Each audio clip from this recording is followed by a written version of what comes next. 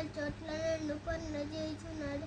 శాంతికరమైన జలమై యుద్ధ ఆయన నన్ను నడిపించుచున్నాడు. నా ప్రాణానికి ఆయన సాధించున్నాడు.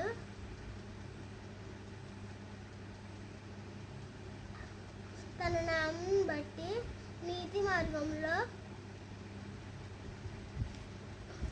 నన్ను నడిపించుచున్నాడు. గాఢాంధకారపు లోయలో సంచరించు ఏ అపాయాలకు భయపడను.